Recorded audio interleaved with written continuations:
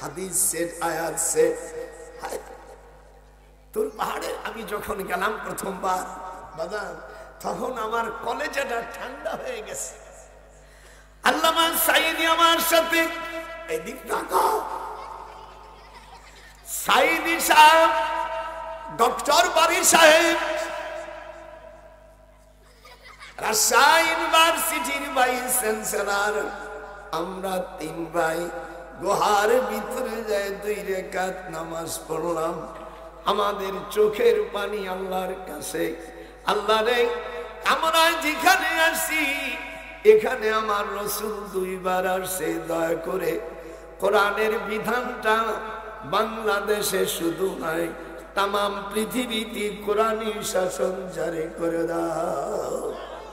একটা মুসলমান যদি এটা দাবি না করে, আমি মনে করি সে মুসলমানের সন্তান। কথা বলিস না, যদি না বলিস কোরআন সে বলছে আজার করবো না, কে দেবো। আল্লাহর কোরআন দুনিয়া প্রতিষ্ঠিত হোক। কারা কারা চান জোরে কোন হাত উঠান তো। এক হাতে উঠবে সো মুনাফিক। মেয়েরা পর্দার আড়ালে দেশ এবং প্রবাসী যারা আছো, আল্লাহর কোরআনের জন্য আমরা জান দিয়ে দেব। নারায়ে তাকবীর, নারায়ে তাকবীর। আল কোরআনের আলো, আল হাদিসের আলো। মাশাআল্লাহ, আমার কোরআনটা, আমার কলিজা ঠান্ডা হয়ে গেছে। 3 ভাই কোন দিকে ডেকে ডাক?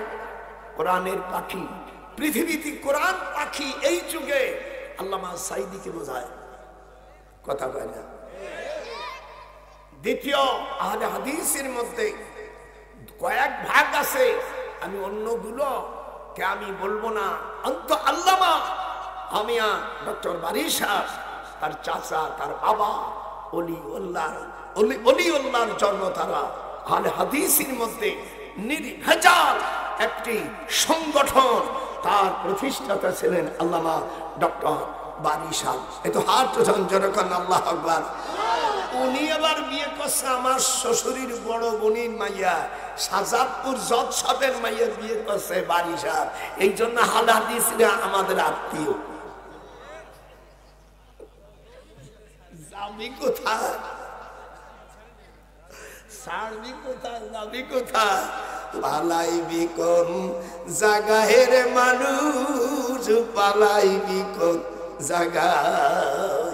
খোদার কোরআন বিরুদ্ধে করে সারতে পারবি না। মানিক পলাইতে গেছিল, অন্ডকোষ ফাটাই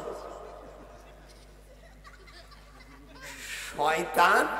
দেখছি এদিক দাদা ভাই, দিক দেখ, পাথরের 3 ভাগ, 1 ভাগ সরে গেছে। মৌলানা তাহা গনে যদি এইদিকে না তাকাও, খবর আছে। যারা দাওয়াত দিয়েছেন মিডিয়া, 1 সপ্তাহ যদি বাদ দিস হবে না। না না, আজ বুড়ো সাংঘাতিক চাতাছে। ঠিক আছে, এই জমিন আল্লাহ কোরআন হাতে রেখে বলছি, আমি একজন বীর মুক্তিযোদ্ধা। বাংলাদেশে 11টা সেক্টর ছিল। প্রথম সেক্টরের অধিনায়ক ছিল আমার দেশের বগুড়ার কৃতি সন্তান। প্রথম সেক্টরের কমান্ডিং অফিসার ছিলেন মেজর জিয়া রহমান,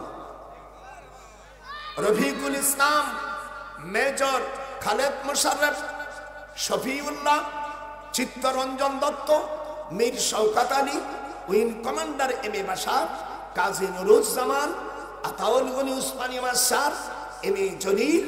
হেডকোয়ার্টার থেকে পরিচালিত 11 নম্বর সেক্টর ছিল কর্নেল আবু তাহের। যারা এই দেশকে আসল যারা স্বাধীন করছে, তারা গত 2024 সালের কলঙ্ক আব্দুল হাই, আব্দুল হাই চট্টগ্রাম কুমিল্লা। আমার এই আব্দুল হাই ভাইকে এই দেশের কিছু কলঙ্ক সন্তান, অবৈধ সন্তানরা আমার মুক্তিযোদ্ধার ভারী গলায় জুতো দিয়েছে। আমি মামলা স্পেন্ডিং করেছি। এদেশে আমাদের হাতে রাষ্ট্র আসলে আমি বাদী হয়ে আমি মামলা দায়ের করেছি। আমি আসিফ নজরুলকে বলছি, তুমি আমার ছাত্র। আমি ঢাকা বিশ্ববিদ্যালয় এইরকম দেখতেছি, আমি মক্তবের হুজুর না। আমি তোর হাই স্কুল কলেজের টিচার না, আমি ঢাকা বিশ্ববিদ্যালয় 1966-এ আমি প্রথম এখানে শিক্ষক হিসেবে নিয়োগ করি। পরে আমার যোগ্যতা হিসেবে আমি ইংল্যান্ডে যাই, পরে কোরআন হাতে রেখে এরপরে মদিনা বিশ্ববিদ্যালয় দীর্ঘদিন ইউনিভার্সিটি শিক্ষক ছিলাম। তারপরে চাকরি শেষ হয়ে গেছে, বুড়ো বয়সে একটু ওয়াজ করে খাই। এইদিক টাকা, আচ্ছা দোয়া চাই। আলহামদুলিল্লাহ এই জমিন যেন কোরআনের জমিন হয়। ও কে কি বললো দাওয়াত না দে আমার কিছু আসা যায় না। ইসলামী রাষ্ট্র হোক ইনশাআল্লাহ।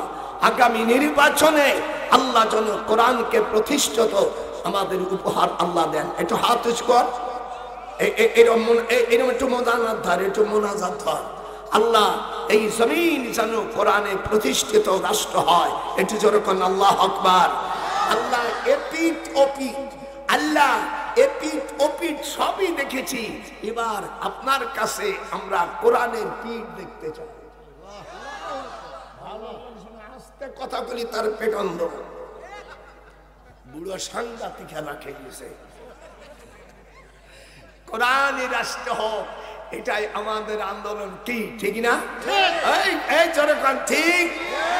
আমার ৯৭ বছর বয়স, ইসলামী রাষ্ট্রের জন্য যদি জেলে হযরত ইসু আলাইহিস সালামের জেলে কাটছিল, যখন কাটেনে ইসু আলাইহিস সালামকে, ওই ইসু আলাইহিস সালামকে অফার দিয়েছিল জুলাইখা, তুমি যদি আমার কথা হলো তাহলে তোমার জেল জরিমানা হবে না।